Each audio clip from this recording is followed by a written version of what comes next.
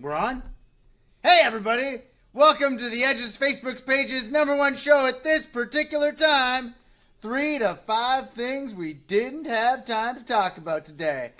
I'm your host, Fred Kennedy, and I would like to give a special thank you to this week's sponsor, Train Like Heroes, at 400 Monarch Avenue in Ajax. Now, I was at the gym today, I was doing the boot camp class, and I'm having some bursa issues. Bursa, by the way, I think it's called a bursa, but a bursa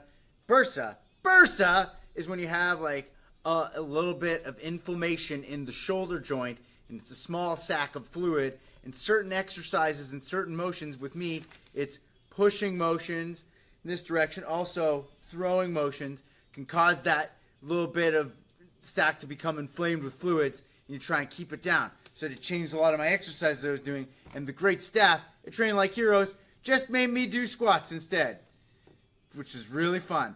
By the way, they got a promotion on right now. If you go in there with a friend, like 2 of you go in together, be like, we're going to get in shape together. Both of you get 50% off. How about that? 2 for 1. Both of you. Not just any program. Both of you. 50% off.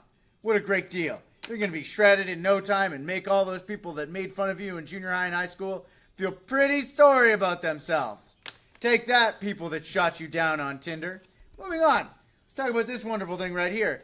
The HBO hack. Now, I've been following this story because I was genuinely interested in an emotional level because I'm a big fan of things like Game of Thrones. Now, what happened was, in a multi-tiered, sophisticated online assault, several perpetrators attacked from different entry points in the HBO network, stealing 1.5 terabytes of information, such as scripts from the shows like Game of Thrones, Ballers, Curb Your Enthusiasm, also episodes of the same shows. They also stole emails, financial information, and contact information and contract information of the stars and workers of various shows on HBO. They were initially asking for approximately $6.5 million, which was half of these hackers' annual salaries from all the blackmails and black computer ops that they tend to inflict upon the world.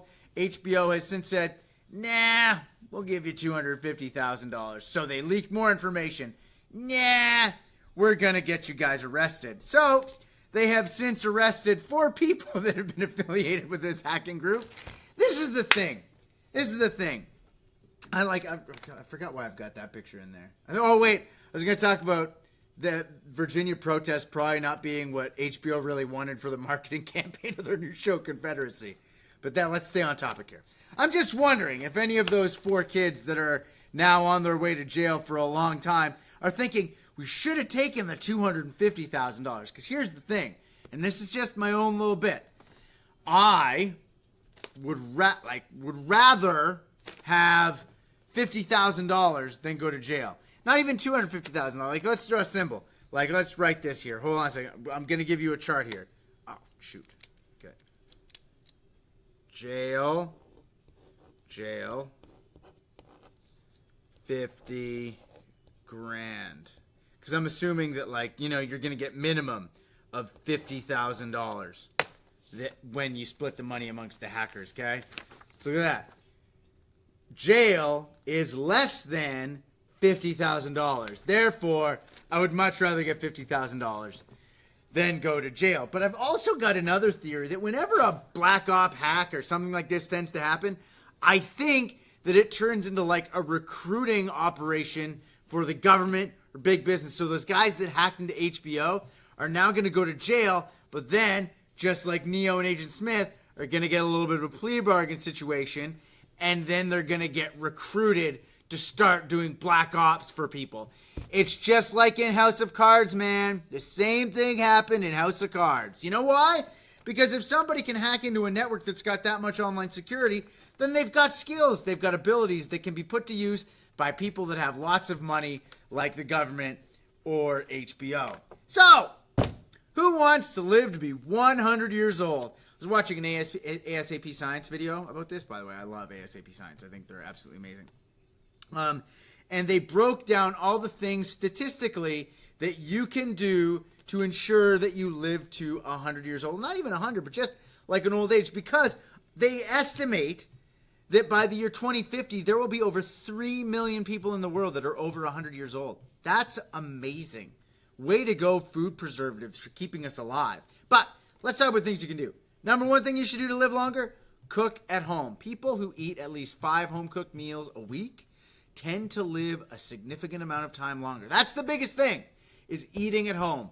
Cooking food at home. Learning how to cook. It's very important. That's why I say that children should be learning how to cook in school. It's something we should all learn.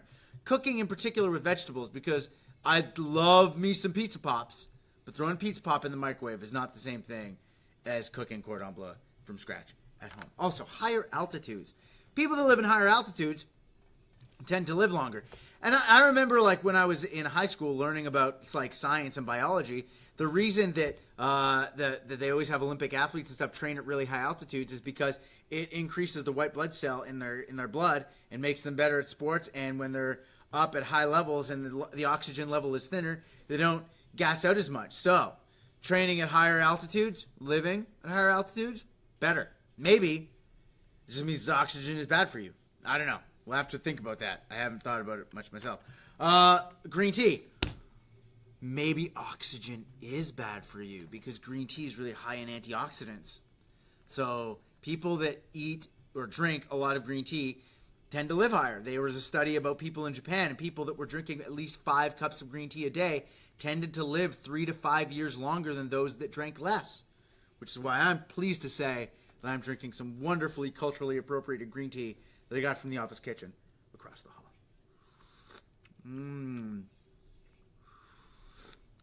Very antioxidant-y, which is my favorite flavor. Also, exercise and sexual intercourse. Men, in particular, that have sex on average 2 to 3 times a week tend to live about 5 to 6 years longer than those that have sex around 1 time a month or less. Also, people that exercise for at least 150 minutes a week tend to live significantly longer on average than those that don't. Also, very important, great photograph, by the way, Alex. Sleeping. Get 8 hours of sleep. You should be spending 1/3 of your day asleep because it's good for your body's joints. It's good for brain activity. It's good for hormone production. It's good for all kinds of things. You should be getting 8 hours of sleep. But why? Why do you want to live longer? So you can be lonely and sad when all your friends die? Why not just not do any of the things that I mentioned?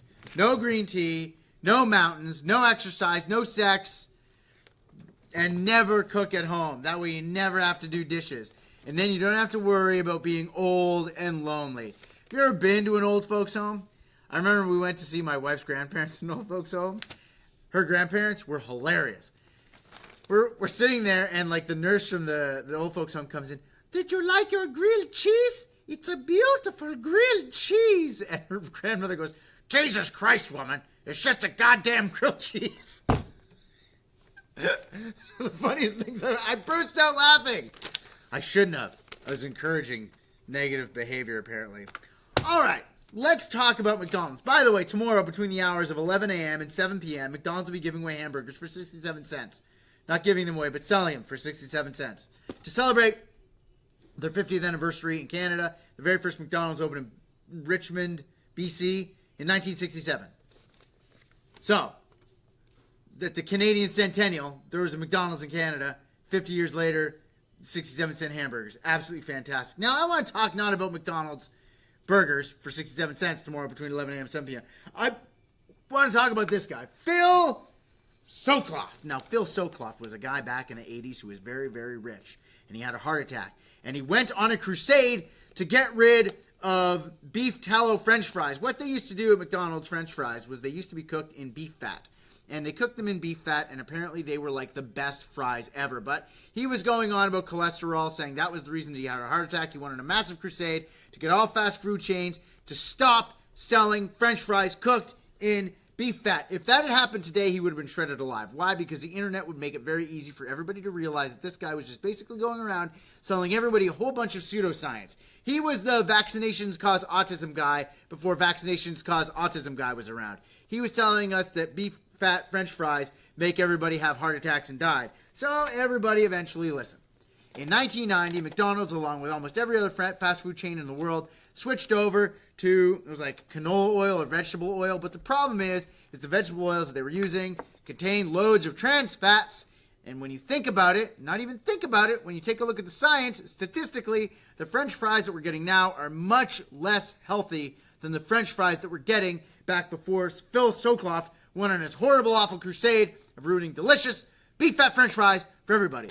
Beef fat French fries are better for you because here's the deal. Your body was built and designed to consume fats. Fats aren't a real problem. It's saturated fats and sugars and massive amount of carbohydrates and processed foods that are the real problem. Your body, you know where humans evolved? They evolved in the plains of Africa. They would basically go around after all the big predators killed animals. We'd break open the bones. We'd eat the bone marrow. That's how we survived. We ate very fatty food. That's how we live. Our body is made to eat fatty foods.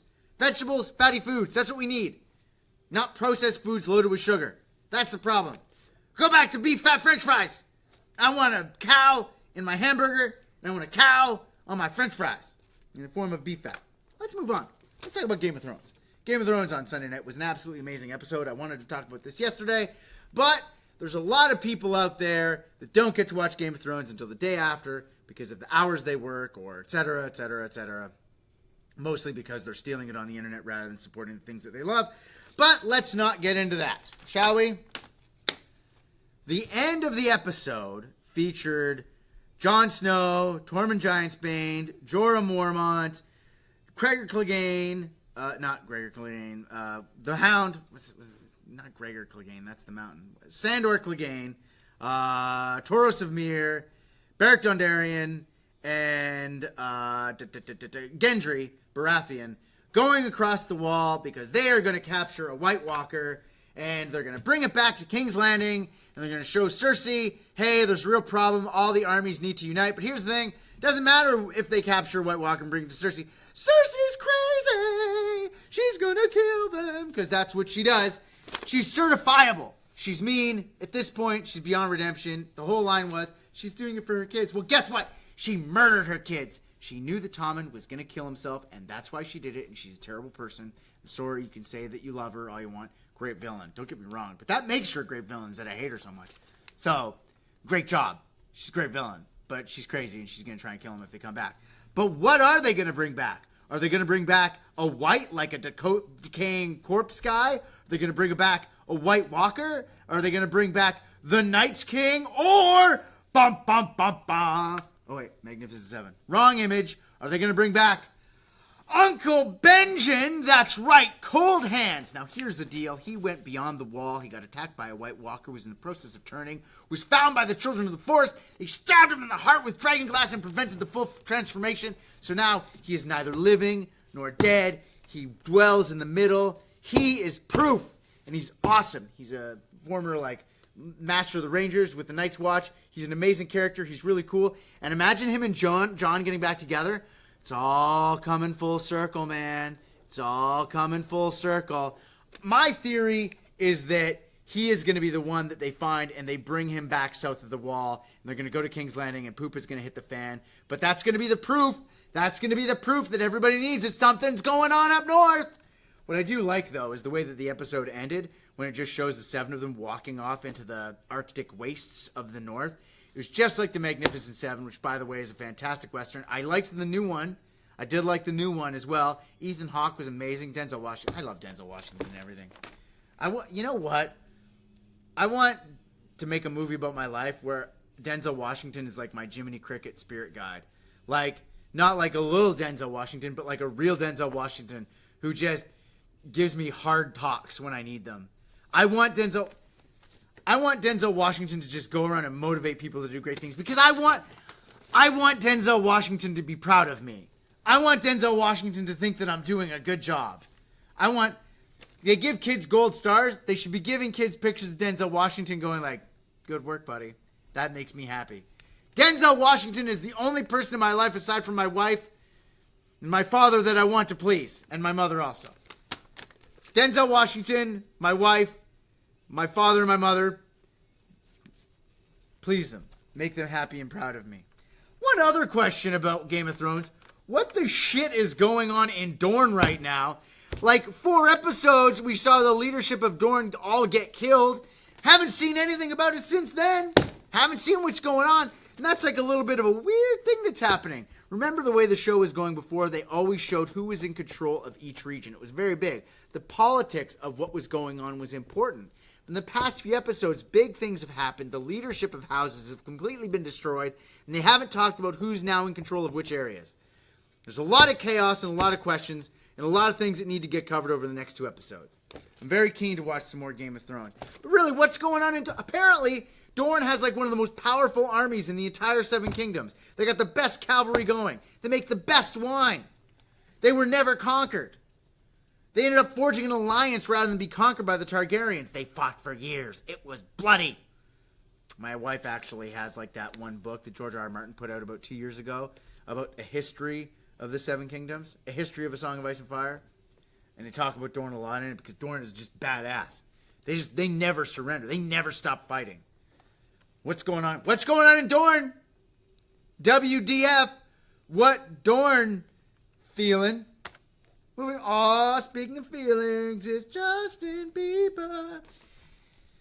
Justin Bieber, probably sitting around in his underwear, possibly after just being pleasured by a bevy of lingerie models, was on his phone, on the Instagrams, cruising. Like, you know how you go search? This is what always irritates me about Instagram. Whenever you do... Pause. I'm feeling a little parched. I want to make sure I live longer. You go on Instagram and you hit the little like magnifying glass because you want to like find someone you know. Invariably, it's just like lingerie and fitness models. Like that's all suggestions for you. Also, I get a lot of comic book artists because that tends to be what I really follow on Instagram is comic book artists and tattoo artists. I look at art all the time, but it's always like lingerie models on there all the time. I don't want to follow that. It's just weird. But he's probably on there, hits the magnifying glass, and it's just all these lingerie models, and he posts his picture. Like, this is the girl who's at some gym, and he's just like, who's this, heart? And let me tell you, she did not waste time in serving him some saucy sauce. She posts about, like, how, oh my God, I can't believe this is really happening. Is this real life? And then posts, I've got everything I need right here. And can I just say that made me very happy? Why? Because when my wife invariably leaves me for a professional Portuguese soccer player, I would like to think that before she starts her affair, she'll post a photo like this of me and her saying, like, no thanks, Ronaldo. Got everything I need right here. It's Cristiano Ronaldo is the guy who's good looking. He's from Portugal. Yep. That's a good looking guy from Portugal. Not that, listen, my wife's really good looking, but she probably can't hook up with him. He's probably not looking for, like, someone with 2 kids from like the suburbs of Toronto. What? That's not me being mean about my wife. I am fully accepting that she's way too good for me. But like when it comes to Portuguese soccer players, I mean he's the top of the pile. You know, probably 8 years my wife probably would have been like he would have been all over. But now she's got 2 kids. It's not his thing anymore. Because then that makes him look like the bad guy. He doesn't need that kind of press. But regardless, hope my wife doesn't watch this. Regardless. I'm just glad of Jesse here posting this photo of her and her BF because that's got to make him feel really good. Let's be honest, he probably is aware that he cannot compete financially with Justin Bieber. He just can't. And he's aware of it. And his GF is just being great. That's great. That's love. Makes me feel good. Like Justin Bieber, if I was your boyfriend. Well, you're not. This fellow is. Standing in front of this backdrop of a cruise ship. Good for them. Meanwhile, Justin Bieber is still sad. He's still on the internet. He's still looking at people on Instagrams. So ladies, you never know. Maybe next time he could be going, who dis, heart?